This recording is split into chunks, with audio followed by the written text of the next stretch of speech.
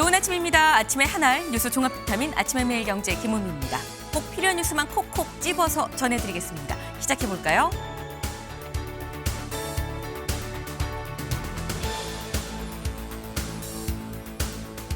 네, 동아일보 일면입니다. 공포의 트럼프 편지, 관세율 통보 시작됐다라는 거죠. 12개 나라에 먼저 보낼 거다라고 얘기를 트럼프 대통령이 했었습니다.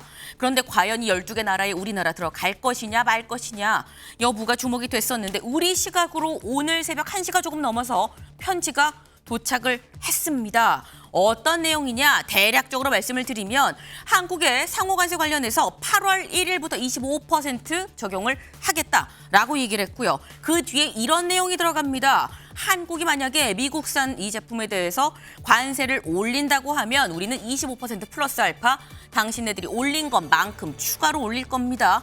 라는 내용도 들어가 있다라는 거죠. 그리고 조금 전에 들어온 속보입니다. 위성락 안보실장 화요일 날 들어갈 겁니다라고 얘기를 했었었는데 오늘 마코 루비오 국무장관을 조금 전 만난 것 같습니다. 이제 관세 협상을 논의하고 있다라는 얘기인데 어떤 얘기가 들어올 것이냐, 어떤 얘기가 나눌 수 있을 것이냐 여부도 좀 주목이 되는 포인트입니다. 지금 일단 트럼프 대통령이 보냈다는 서한 내용을 보면 이게 서한인지 협박인지 잘 알 수가 없는 편지인 건데 잠시 뒤에 이 얘기 조목조목 좀 뜯어보겠습니다. 다음 기사 볼까요?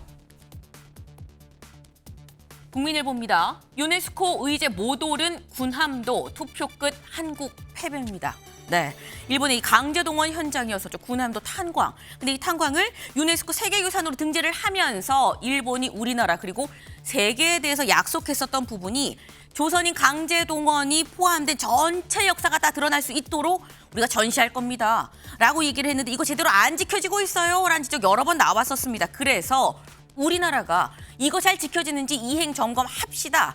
라고 얘기를 했는데 일본이 강하게 반대하고 나섰습니다. 그래서 결국 끝까지 표대결로 갔다. 의제에 올릴 건지 말 건지. 근데 표대결에서 결국 투표전 끝 이 한국 패배했다.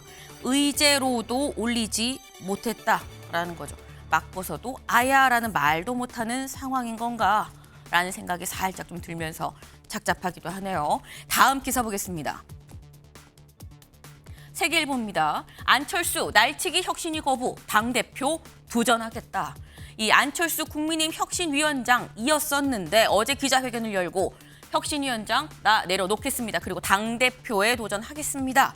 라고 얘기를 했습니다. 그 이유 날치기 혁신위는 하지 않을 거예요. 라는 얘기였었죠. 그럼 뭐가 날치기냐? 다음 기사 볼까요? 한겨레입니다. 또 친윤에 가로막혀 첫발조차 못된 혁신이다. 네.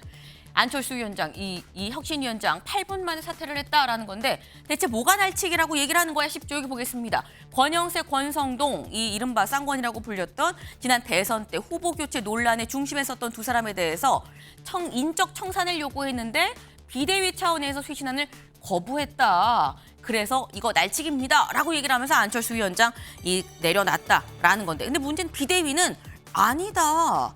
처음부터 이 얘기는 참 논의가 있었던 거고 비대위 이 혁신위원장 내려놓는다는 얘기 없었다라고 얘기를 하고 있습니다. 그만둔다고 사전 난 얘기도 전혀 못 들었다라고 얘기를 하고 있어요. 얘기가 조금씩 좀 다르죠. 이 얘기도 잠시 뒤에 대담으로 좀 짚어보겠습니다. 다음 기사 볼까요? 서울신문입니다. 정치검찰 조작 기소 대응 TF 띄운 여입니다. 네, 정치검찰에 대해서 이 정치검찰이 조작 기소한 거 요게 대응하기 위해서 태스크포스 팀을 만들었다라는 거예요. 어디가 민주당이 만들었다라는 겁니다. 대체 어떤 사건이 그럼 조작 기소라고 보는 것이냐? 대북송금, 대장동, 김용천 부원장의 정치자금 수수 등의 이 내용이 조작 기소다라는 게 민주당의 얘기인 건데 뭔가 한바탕 바람이 불 것 같다라는 생각이 좀 드네요.